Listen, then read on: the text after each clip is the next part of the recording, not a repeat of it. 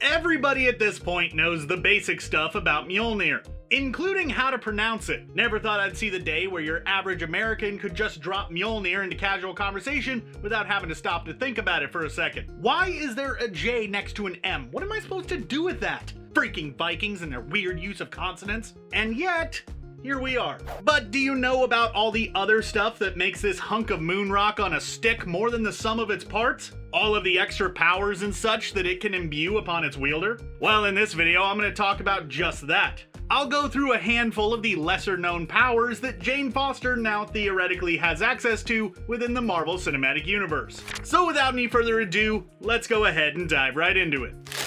Even if it only granted its user the basic powers that we already know about, Mjolnir would easily be one of the most overpowered items within fiction. But you know what power would make it even more broken? How about the ability to travel through time? But come on, they wouldn't do that.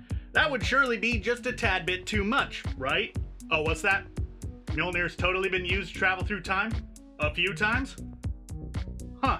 Basically, by swinging the hammer faster than the speed of light, Thor could make it tear open a portal to the fourth dimension, which allowed him to travel forwards or backwards in time. Thor did this in Journey into Mystery number 86, in order to face off against Artur Zarko, aka the Tomorrow Man, in the year 2262, all in an effort to stop him from utilizing future technology in his attempts to take over the world. Of course, this ability would be incredibly useful to have in many other situations throughout Thor's comic career. It's really too bad that he gave up the hammer's temporal energy during an encounter with Immortus. That's one way to explain why he doesn't just use it to fix all of his problems.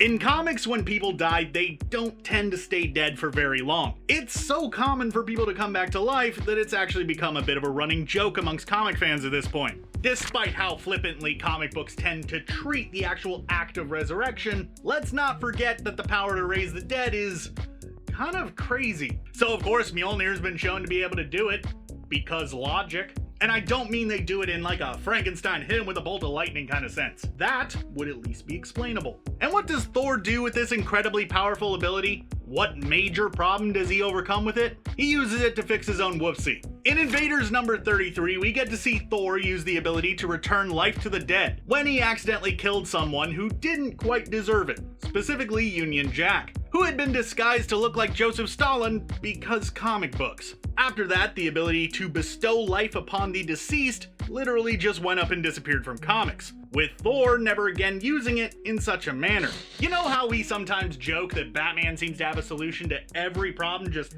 sitting on his utility belt? Well, that seems to ring true for Thor and his hammer as well. Superpowers can usually be broken down into a few different subtypes. You've got those gained via science, ones that come about due to being aliens, on and on and on. One major subtype that comes up a lot is magical. Heck, Mjolnir itself is a magical source of power, so being able to negate mystical sources would be incredibly overpowered, right? You could probably guess where I'm going with this. In the past, Mjolnir was shown to be able to strip certain powers away from people, such as when Thor stripped away the mystical energies that granted Juggernaut his invulnerability, making it so that he could finally kick the big guy's ass. Or when he intervened in Mephisto, doing what Mephisto does, taking souls away from people in the Dark Dimension, by shutting the whole process down. Kinda makes you wonder what would happen if Thor and Doctor Strange decided to throw down. Initially, we'd probably assume that Doc Strange would ultimately come out on top. But if Thor could just strip away his magical abilities, that would kinda spell the end of the Doctor. Or what about that fight that I've talked about in a couple of other videos lately, between Thor and Scarlet Witch, where Wanda left Thor in a heap after unleashing all of her magic on him. Though maybe chaos energy is different from straight up mystical energy. It is possible, though I kind of assume it's an offshoot of magic. What do I know though? I'm not a comic writer. Yet. You know that scene in Thor Ragnarok where Thor holds on to Loki's head while he's disguised as Odin and says that nothing will stop the hammer from returning to his hand once called? He was not kidding there. Absolutely nothing will stop Mjolnir from getting to the hand of its wielder when it is summoned. And that can actually lead to some pretty devastating situations. In the comics, we see it doing stuff such as bursting out of living creatures in order to return to its wielder, but we are also presented with a rather dangerous scenario, What if the hammer was on the other side of a planet from its owner? Would it know to go around the planet on its own? Or would it burrow through the planet, straight through the core, leaving destruction in its wake? It is certainly capable of it, so smashing Loki's face in Ragnarok would have been a rather gory, but very real possibility.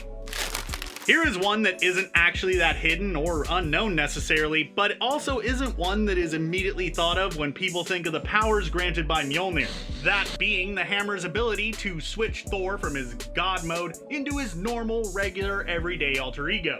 In this case, Dr. Donald Blake. Which, how does that work, by the way? Did Thor actually go out of his way to get a PhD so that he could properly practice medicine? Or did he just start telling everyone that he had a PhD and nobody thought to fact check it? Seems grossly negligent, but okay, just chalk it up to comics, I guess. Basically, the hammer wasn't casting an illusion to make him look like a regular Joe. It was actually transforming him into a completely separate persona, one that was created for him by his father Odin in order to help teach Thor humility. And by the way, jokes aside, Thor actually did earn his PhD while under the guise of Donald Blake. The dude spent around 10 years as the man with no memory of his life as the Norse god of thunder, so that was plenty of time to get his doctorate. The more you know. In Iron Man 2, we got to see Tony Stark do a bunch of science-y nonsense, shooting lasers and all that, all in an effort to make a new element, and stabilize it enough that he could use it to help fix his medical problems. It was a pretty awesome scene, all things considered, and easily a highlight of that movie. And yet, apparently Thor could have done that in about 15 minutes with his hammer. Apparently. By simply spinning Mjolnir at extremely high, yet incredibly precise speeds, Thor can actually use the hammer to manipulate matter at the molecular level, allowing him to do crazy things such as transmuting entire elements or changing the state in which the matter exists. An example of the time when he used this was when he faced off against the Absorbing Man in Journey into Mystery number 115. In that issue, he used Mjolnir to transform the air around Absorbing Man into helium as he was absorbing the atmosphere, causing him to take on the properties of helium, floating off into the air, no longer a threat. So, if Tony Stark had known Thor at the time, he could have just asked the God of Thunder to use his fancy hammer to help him out, presumably saving him a ton of time and helping to avoid some rather expensive looking property damage. They say that a good offense is a good defense, whoever the heck this mystical they are. A famous saying to be sure, however you'd probably assume Thor more than likely doesn't subscribe to this idea, considering the fact that he's just so damn aggro and all he carries around is a big ass hammer. However, that big-ass hammer is actually incredibly useful in terms of defense, as it can actually absorb and redirect pretty much any kind of energy, and I mean any kind.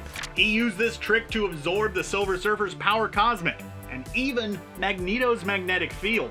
That is some pretty powerful stuff when you really stop and think about it.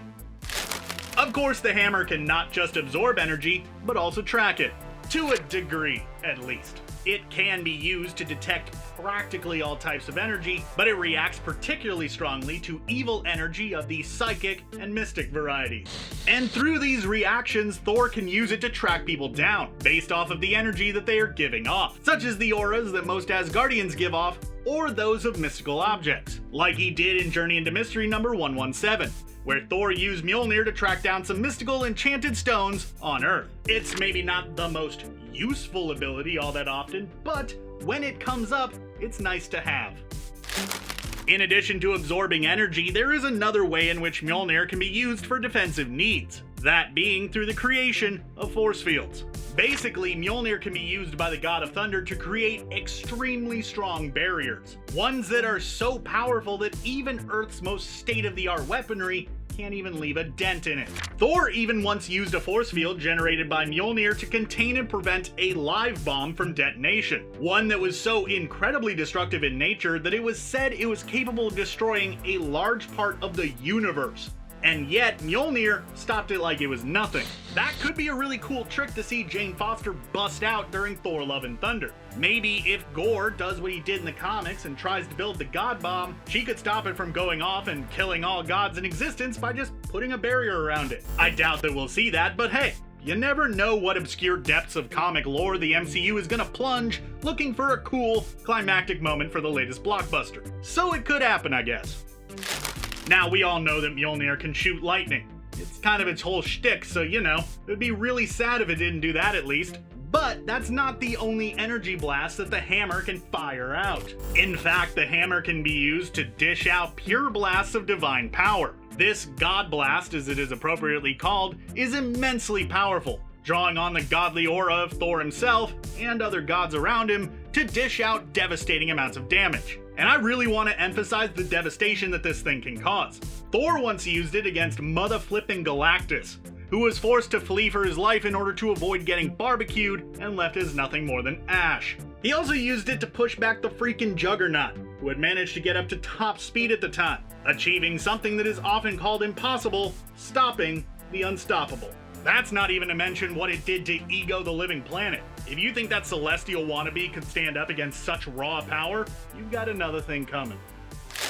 If you think the God Blast was powerful, you should check out this next entry. Now I know what you're thinking. John, if this is more powerful than the God Blast, why does it come after it in the rankings? Well, that is largely because of how infrequently it's used on the page. The Anti-Force is a blast of energy that is so powerful that it is said to be able to destroy entire planets, which is not something to be messed with. One of the most prominent times we saw it utilized was when Thor faced off against the Mangog, a beast made up of the physical embodiment of rage and vengeance against the Asgardians. Someone who was really not a joke. And yet with the Anti-Force, Thor was able to seemingly kill the creature with little effort. I guess it really shouldn't be that surprising, but still, it's a bit shocking to see actually happen. This power should come as pretty much no surprise to anyone, but Mjolnir can do a lot more to the weather than just bring down thunder and lightning. In fact, the hammer can be used to manipulate weather to a pretty substantial degree, even allowing its wielder to conjure up full storms if they so wish, rain and wind included. While this might sound like a normally pretty destructive ability, Thor has used it in the past to help people out. During the God Bomb story arc, Thor answered the prayers of a little girl who lived on a far-off planet that had seemingly been abandoned by their gods, leaving the world a dry, desolate hellscape. Spoiler alert, they didn't abandon anyone. Gore did what Gore does, and he butchered them. Big shocker, the guy called the God Butcher butchered some gods. Color me surprised. Anyways, Thor wound up bringing rain with him when he arrived on the scene, granting the people their first life-saving downpour in a very, very long time. So, that's pretty cool. As cool as shooting lightning bolts, though? No, but, I'd still take it. So, the whole Worthiness enchantment on Mjolnir is pretty well understood by basically everyone, right? But did you know that it's far more extreme than you might think? This bad boy can only be lifted by those that it deems worthy. No matter what. No exceptions at all. When the hammer was shattered in the past, it was shown that people couldn't even lift the broken shards of it if they're not worthy. Meaning that anyone trying to get the hammer reforged would have a hell of a time doing so unless every single blacksmith and metalworker involved was somehow worthy. Kinda makes you wonder how they're gonna explain this in Love and Thunder, seeing as Jane is clearly wielding Mjolnir made whole once again. How did it get that way? Who fixed the dang thing? I'm sure these questions and more will be answered eventually, so I'm not really that worried about it. Whosoever holds this hammer, if he be worthy, shall possess the power of Thor. Here's a crazy one. You know how Thor can use the hammer to call on Heimdall to open the Bifrost and send him to all kinds of places? Did you know that Thor doesn't actually need Heimdall to do that? Because he can just use Mjolnir to teleport pretty much anywhere? Like a lot of the abilities I've talked about on this list, all it takes is Thor swinging the hammer fast enough, so that it basically rips open a hole in space, allowing him to travel from one location to another as though he was passing through a wormhole. No matter the distance, no matter if it's between dimensions even. That really seems like something that should come up far more often than it does. Finally, Mjolnir can allow its user to turn invisible. But as crazy as that might sound, it's not the end of it. Not only can it make its wielder completely unable to be spotted by the human eye, it can also turn them intangible, meaning that they can just pass through solid objects. But how does it do this? I have absolutely no idea. It probably has something to do with its energy manipulation abilities or how it can futz about with matter. All we really know is that it is capable of doing it. It can even be flipped around and used to negate the phasing abilities of others. Because of course it can. Remember the whole Batman utility belt comparison that I made earlier on in the video? It really does seem pretty on the nose if you ask me. Hey there everybody, I'm John Aljets. I made this video and I want to know what you think. Do you think you'd be worthy to pick up Mjolnir? Be sure to let me know your thoughts down in the comments below, or go ahead and shoot me a response over on Twitter. I'd love to hear from you. Thanks for watching, and be sure to subscribe to CBR for more great videos just like this in the future. It is very hot in here. Turn on a fan.